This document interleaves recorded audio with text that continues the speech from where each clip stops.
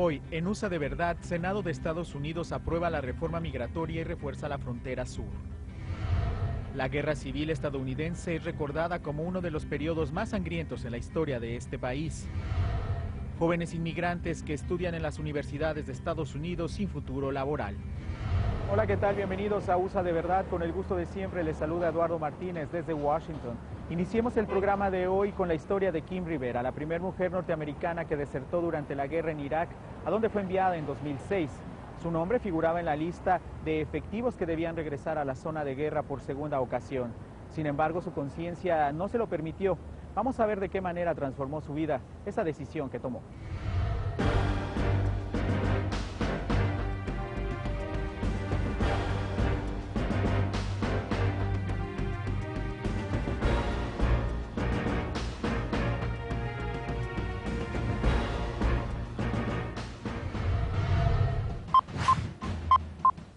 El esposo de Kim Rivera afirma que su esposa tomó la decisión de no formar parte de la violencia de la que fue testigo mientras cumplía con la misión a la que fue enviada en Irak. Kim no puede dispararle a otro ser humano. Si hubiese tenido que hacerlo, hubiese preferido dispararse a sí misma antes de dispararle a otra persona. Cuando Kim regresó a los Estados Unidos para disfrutar de un permiso de 2 semanas, tomó la decisión de desertar. A principios del año 2007, la pareja y sus 2 hijos cruzaron la frontera con Canadá, país en el que un estimado de 200 soldados norteamericanos se instalaron años después de que empezara la guerra en Irak. Kim consiguió un gran apoyo internacional en su caso, ya que más de 20,000 personas firmaron una petición a su favor, incluyendo el galardonado con el Premio Nobel de la Paz, Desmond Tutu. Sin embargo, el año pasado, luego de haber vivido más de 5 años en Canadá y haber dado a luz a sus 2 hijos menores, Kim recibió la advertencia de que sería deportada si no tomaba la decisión de salir del país. Rivera regresó a los Estados Unidos, donde la corte militar de la base aérea del Fuerte Carson, en Colorado Springs, la sentenció a 14 meses de prisión. Posteriormente, la sentencia fue reducida a 10 meses mediante una súplica. El esposo de Rivera considera que la sentencia es injusta y severa. Si leen con detenimiento la transcripción del juicio, encontrarán que el objetivo principal de los acusantes era que mi esposa debía servir de ejemplo porque el caso estaba siendo observado por muchas personas. Esa fue una de las razones principales. Los acusantes señalaron muchas veces el tema de que mi esposa se había pronunciado contra la guerra. Oficiales del Fuerte Carson dicen que las Fuerzas Armadas le dieron a Kim el mismo trato que a los demás desertores. Mientras, en este pueblo militar, un grupo de activistas por la paz que han estado manifestando junto a la familia Rivera afirman que el activismo antiguerra de Kim terminó afectándola. Este ha sido un caso de alto perfil que superó todas las dimensiones desde el principio. Superó, por ejemplo, el hecho de que este soldado tuviera 4 hijos o que los activistas seamos solidarios con las familias de nuestros soldados. La sentencia de Kim llegó en un momento en que la opinión pública norteamericana está más dividida que nunca en cuanto a la guerra de Irak. La última encuesta realizada por Pew Research muestra que el 44% de los norteamericanos piensan que el uso de la fuerza en Irak fue una decisión equivocada y otro 43% que las operaciones militares que se llevaron a cabo fueron todo un fracaso. Mary McCarthy para Telesur. La anhelada reforma migratoria fue aprobada en el Senado estadounidense. Sin embargo, los republicanos lograron incluir una enmienda para reforzar la frontera con México. Esta envía a 20,000 efectivos más a la patrulla fronteriza, mientras reforzará y modernizará los controles de entrada y salida al país, además de que se construirán miles de kilómetros para evitar el paso de indocumentados. Carlos Flores llegó a Estados Unidos sin documentos. Cruzó la frontera como lo hacen miles cada año.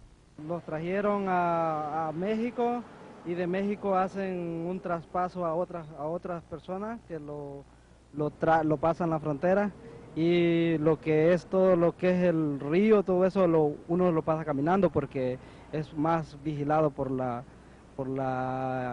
inmigración. La seguridad fronteriza se ha convertido en uno de los puntos más álgidos de la reforma migratoria que se discute por estos días en el Senado. Reforzar la frontera sur será complicado antes de que la gente pueda acceder a un documento de residencia. Eso no está mal. También debe construirse 700 millas de muro. El muro es una parte insignificante de la solución al problema de la seguridad fronteriza. Las 750 millas de muro ofenden a esta legislación. Los republicanos han condicionado su voto a la aprobación de un plan que permita doblar el número de efectivos que resguardan la frontera sur, endurecer los sistemas de control de entrada y salida al país y la construcción de más de 1.000 kilómetros de muro. Se está viendo de que en las poblaciones donde están traspasando los inmigrantes, ya tienen un porcentaje de arrestos del 85%. Son 11 millones de indocumentados esperanzados en que una modificación a la ley les abra el camino a la ciudadanía estadounidense. Porque mucha gente no tiene papeles y no tienen trabajo. Y cuando uno no tiene papeles, abusan mucho los empleadores de uno, más cuando uno es hispano. Una eventual reforma migratoria les permitiría obtener un permiso para permanecer en el país por 10 años. Una vez vencido el plazo, podrán tramitar un documento de residencia.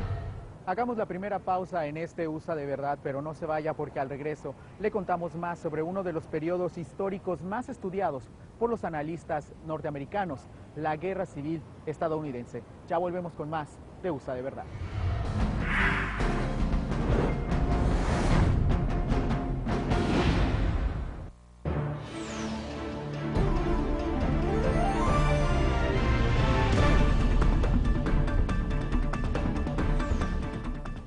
Estos objetos que tengo en mi mano están al interior de las bombas de aturdimiento. Son esquirlas, son bombas recargadas de fabricación casera por parte de la policía colombiana. Y esas esquirlas han herido a campesinos. Hay francotiradores de la policía escondidos en estos terrenos aledaños al punto donde nos encontramos. Un proyectil salió desde ahí e hirió a un campesino en una de sus piernas.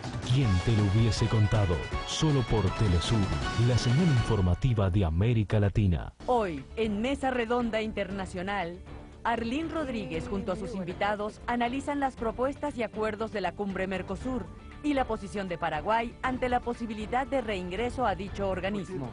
Mesa Redonda Internacional, Cumbre Mercosur, nuevos caminos integradores. Hoy, solo por Telesur.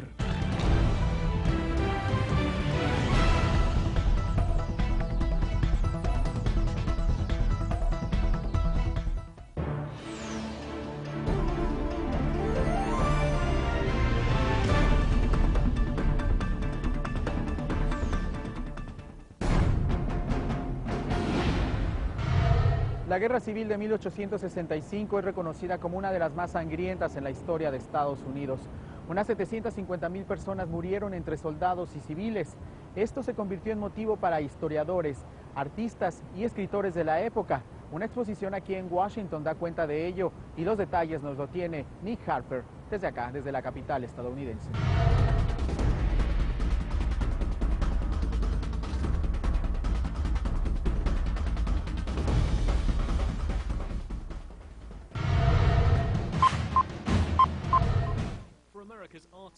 Esta exhibición es sobre la guerra civil.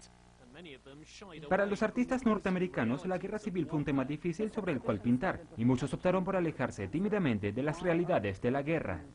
Esta exhibición empezó con una pregunta que no podía responder. ¿Por qué existen tan pocas pinturas de la guerra civil o de combates provenientes de la época? ¿Por qué tuvo que ser otra generación la encargada de procesar quiénes fueron los héroes? ¿Cuáles fueron las batallas decisivas? ¿Cuál es la narrativa que debimos haber dejado a un lado de todo esto? Pero en un momento en el que no se sabía cómo iba la guerra, cuánto iba a durar o incluso quién iba a ganar, ¿qué pintarías? El conservador del museo, Eleanor Jones Harvey, dice que se pintaba cualquier cosa menos sobre la guerra. Tratar de pintar sobre la guerra civil a gran escala es un error absoluto. Petty Rothermel hizo una pintura sobre Gettysburg. Esta se exhibió en la oficina de gobierno de Pensilvania y causó gran impresión en todos los que la vieron, porque en ella se refleja un combate mano a mano casi a escala real. En mi opinión, las personas solo se dan cuenta que no están listas para afrontar este tipo de obras cuando las tienen frente a sus ojos. El romanticismo no existe en medio de la guerra y tampoco hay nada que celebrar. Si reflexionamos sobre este tema, tampoco existe un mercado para este tipo de pinturas que muestran a nuestros hermanos americanos matándose entre sí. Con solo unas cuantas pinturas representando batallas, la exhibición puede que no sea lo que el público esté esperando. Pero una vez más, la idea es mostrar que la guerra civil afectó todos los aspectos de la vida de los estadounidenses, incluso la forma en que los pintores miraban el mundo que les rodeaba.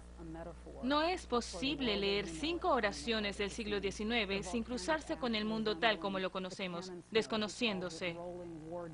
La ceniza volcánica representa el humo del cañón. El autor le llama la guerra rodante que bloquea el paso de la luz. La luz roja que cae sobre todo el área definitivamente representa el derramamiento de sangre en el campo de batalla. El otro tópico que está muy presente es el tema del color. La guerra civil fue la primera ocasión en que un gran número de soldados se mezclaron con los negros esclavos.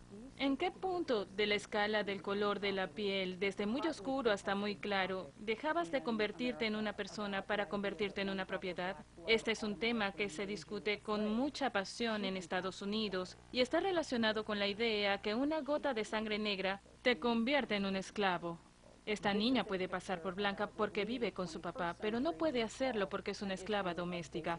Este es un cuadro que aborda un tema que nosotros en el siglo XXI conocemos como derechos humanos básicos. La prensa que apoya al sur ama este cuadro porque las personas se ven felices, saludables, bien vestidos. La esclavitud posiblemente no era tan mala.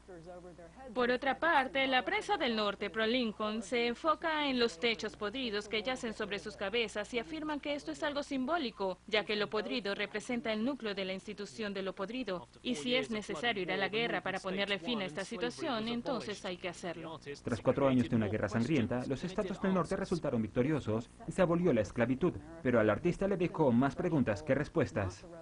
La guerra civil restauró la democracia en Estados Unidos e impuso la nueva barrera que no debe ser traspasada. No fue la revolución de los años 1770. ¿Qué país nos quedó después de la guerra civil? ¿Cómo podemos pasar la página de esta parte conflictiva de nuestra historia y seguir adelante? ¿A dónde queremos llegar como país?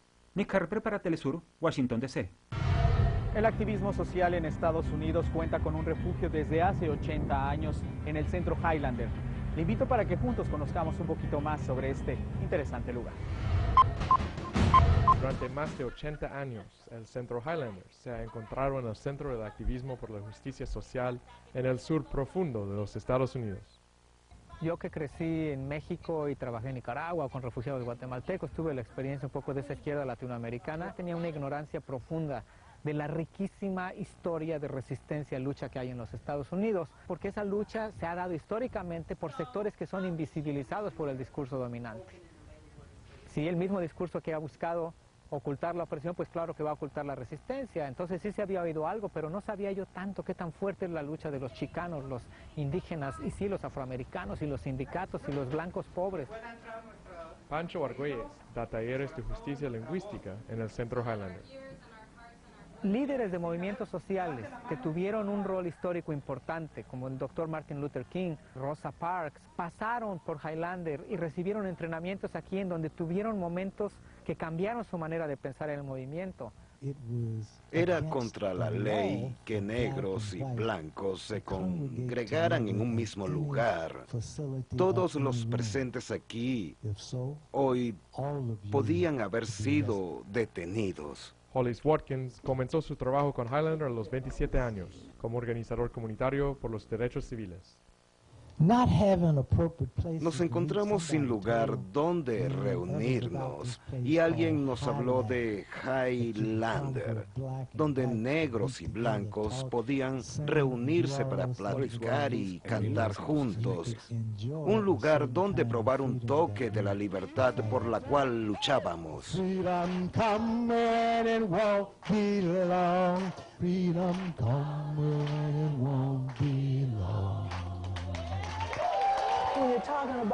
Cuando hablamos de abrazar las diferencias, estamos hablando del camino hacia el entendimiento mutuo. Más recientemente, como empezó a haber un gran influjo de migrantes latinoamericanos, sobre todo de México y Centroamérica al sur, Highlander también empezó a trabajar en temas de derechos de migrantes, a apoyar eso, y parte de ese trabajo lo llevó también a hacer trabajo para cómo abrir espacios multilingües, entrenar gente que aprenda cómo ser intérpretes, traductores. Igual yo hablo inglés. De este modo, se me olvida asegurarme de que haya traducción al español. Yo tengo carro propio, entonces olvido asegurar la accesibilidad a la reunión por transporte público. Más privilegios, más olvido a los otros. ¿Entienden? Estoy contento y orgulloso de que Highlander siga creando espacios seguros, donde gente de todos los colores puede venir y aprender los unos de los otros, desarrollar estrategias y planificar el qué hacer. La pregunta, ¿qué pasa cuando se encuentran el sur global y el sur profundo? Y todavía estamos contestando la pregunta. Desde Newmarket, Tennessee, para Telesur, soy Jesse Priestley. Hagamos un alto, pero no se aleje del televisor, porque al regreso el comentario siempre acertado de Reinaldo Taladrid desde La Habana. Ya volvemos con más de USA de Verdad.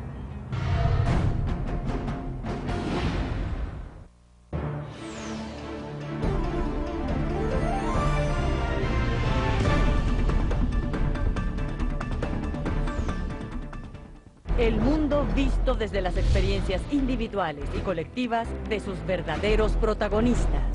Ya no tenemos días ni semanas. Tenemos solo un par de horas y la apuesta es salvar a nuestra nación. Brindando el justo valor a la voz de quienes nunca han sido escuchados. Estamos protestando contra el engaño de los depósitos bancarios que nos decían que estaban a salvo. La realidad detrás de la noticia y cómo impacta la vida de nuestros pueblos. Realidades. Todos los jueves, solo por Telesur. ¿Quieres saber de qué forma la ciencia y el desarrollo tecnológico puede mejorar tu vida y la de millones de personas? ¿Conoces cuáles son los últimos adelantos científicos y tecnológicos en América Latina y el mundo? Descubre esto y más en Atomum, el espacio informativo, científico y tecnológico, con la conducción de Dani Pérez. Conoce el lado humano de la tecnología, la ciencia al servicio de los pueblos. Atomum, todos los lunes, solo por Telesur.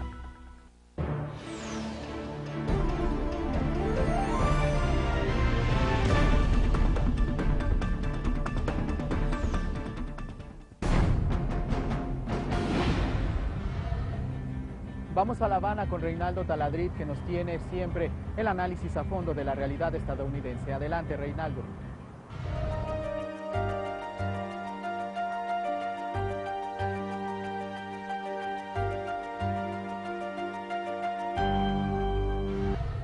¿De qué les quiero hablar hoy? Bueno, de frases para entender al imperio. ¿De qué se trata? Usted toma un tema, digamos, de política exterior de Estados Unidos y puede confundirse si sigue el curso de frases retóricas en eventos, en ceremonias, etc. Y a veces hay que saber buscar, es cierto que hay que pasar un poco de trabajo, y encontrar alguna frase, una aquí, una allá, que le permite entender realmente cuáles son las intenciones del imperio en un tema. Hay algunas frases escapadas o no escapadas de políticos que se han inmortalizado y reflejan las verdaderas intenciones de un tema de política exterior del imperio norteamericano. Quizás una de las más conocidas, aquella que vamos a ver en pantalla, de Franklin Delano Roosevelt, ahí la están viendo, sí. Estamos hablando en los años 30, la frase, sí, Somozas un hijo de p***, pero es nuestro hijo p***. Esa frase, no cabe duda, inmortalizó quizás la esencia de aquella política en aquellos momentos. Pero tomemos un ejemplo de estos tiempos. Se está tratando de hacer renacer el ALCA, la famosa Área de Libre Comercio de las Américas, que fue derrotada en aquella histórica cumbre en Mar del Plata, principalmente por el papel que jugó el presidente Hugo Chávez, el presidente Néstor Kirchner, Lula de Brasil también. Pues bien, ahora se llama Alianza del Pacífico, Colombia, Perú, Chile, Costa Rica participó también, están tratando de hacer renacer aquello. Si usted seguía por los discursos, por las declaraciones, bueno, se habla de que va a ser prosperidad para los pueblos, prosperidad para la economía, que va a mover las economías y el bienestar de estos países.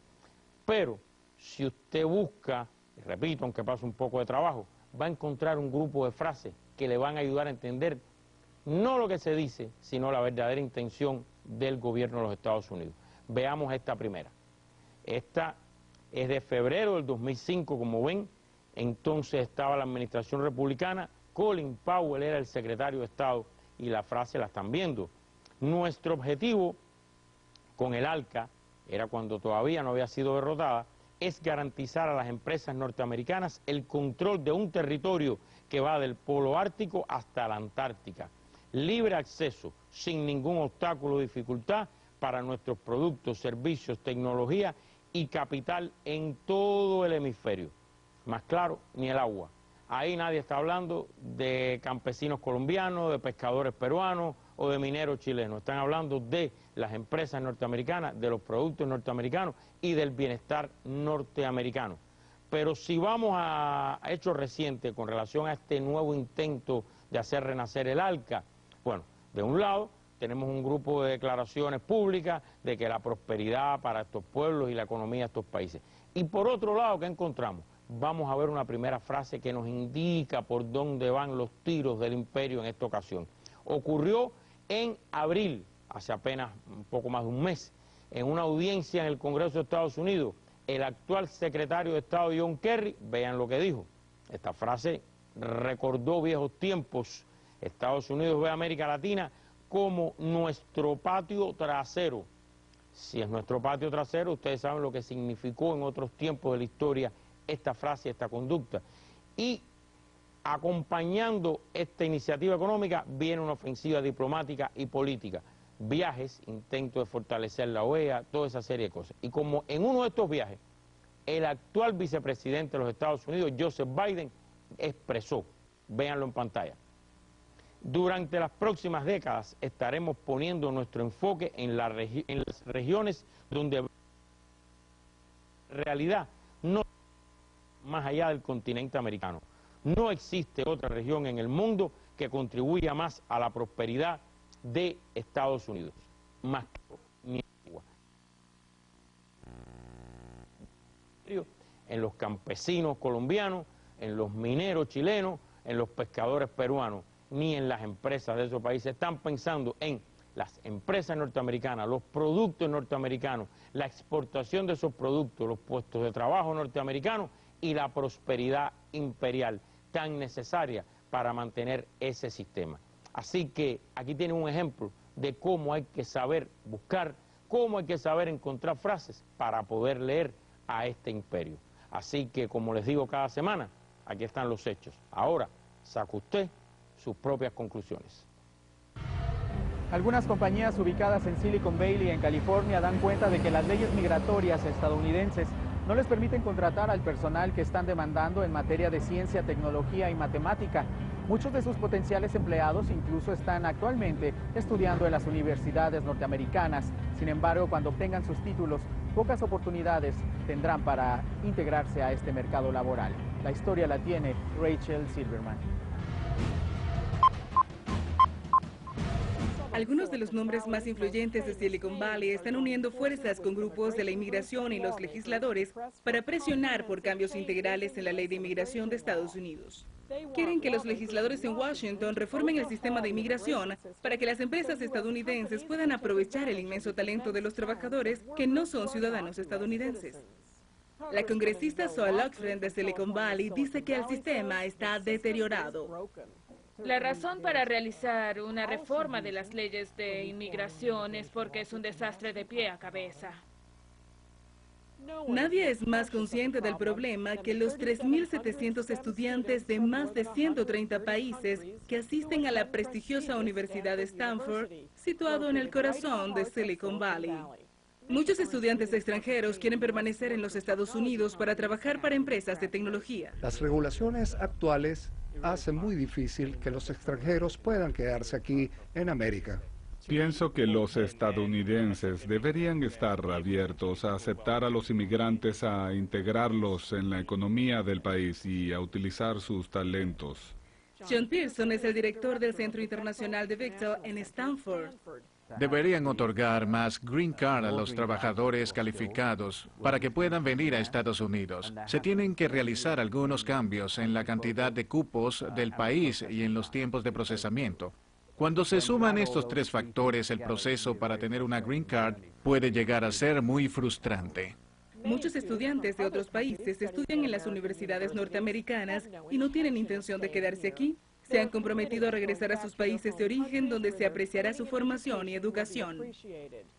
Mi plan consiste en estudiar en Estados Unidos. No tengo planes de quedarme a trabajar aquí.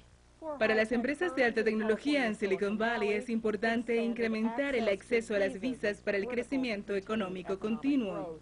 Y en los próximos 10 años, la economía estadounidense espera agregar al menos 1 millón de puestos de trabajo de informática. Al ritmo actual, las universidades americanas no producirán ni la mitad del número de trabajadores calificados para ocupar esos puestos.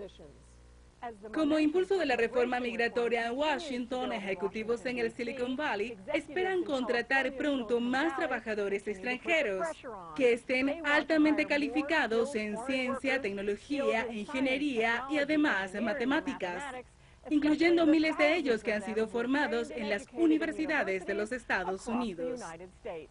Rachel Silverman para Telesur, Universidad de Stanford en Palo Alto, California. Hasta aquí el programa de USA de Verdad del día de hoy. No olvide que puede enviarnos todos sus comentarios y sugerencias a nuestra cuenta de correo electrónico usadeverdad@telesurtv.net. Les saludo Eduardo Martínez. Nos vemos la próxima.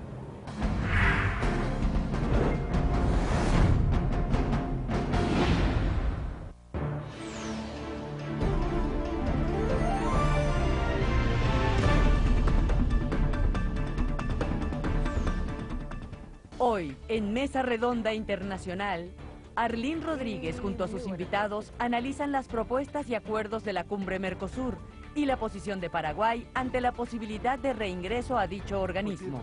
Mesa Redonda Internacional, Cumbre Mercosur, nuevos caminos integradores. Hoy, solo por Telesur. En Zona Verde abordamos los temas de interés sobre ecología y medio ambiente. Le ofrecemos información pertinente y la realidad sobre el sistema propulsor de la contaminación mundial. Le damos espacio a los luchadores sociales dedicados a la protección de nuestro planeta. Zona Verde, todos los miércoles, solo por Telesur.